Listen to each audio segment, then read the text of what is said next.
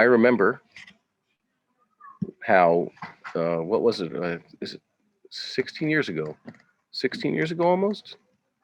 The 2008 elections. That was 14 years ago. Go back 3 elections. 14 years ago, I was first voting as an American in Israel, although I also voted in the 2000 elections from Israel. And I remember how there were some people who were just, I thought they were quite loony. They thought the worst about Obama as a candidate and as a president. And they were basically as paranoid as possible. The things they thought about Obama were insane. Okay? Now, you could be opposed to his policies politically, his foreign policy, especially for Jews here. There was with what to take issue. But the things that people told me in private, I thought that was just nuts. And those types of people, you can't really talk to them and all that. It was crazy. But it mostly stayed underground. I didn't see it publicly. I don't listen to that much outside media and things like that. I don't care for it. And I just, I remember I knew quite a few people who were basically like that.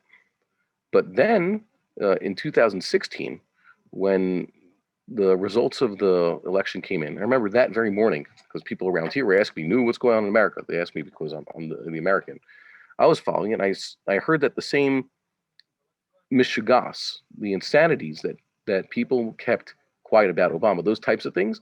Now the type of people who were thinking the worst about Trump, not even giving a chance, just like they thought he was, Hitler, etc., all these terrible things. He ended up doing a lot of good things, by the way. Most people completely unaware of that. But this time, something had changed. What was it? They were like Trump himself. Trump, his midah in his old age, he did a lot of averos. He was a big Russia, in these past few years. But I don't hold it against him because usually Malchei Umus Olam do all those types of averos. They're not known to be tzaddikim. But his big yetzer hara was that he had no control. There was nothing between what goes on here, where the thoughts are created, and what comes out of his mouth. A lot of people have that problem, but he represented this bad midah.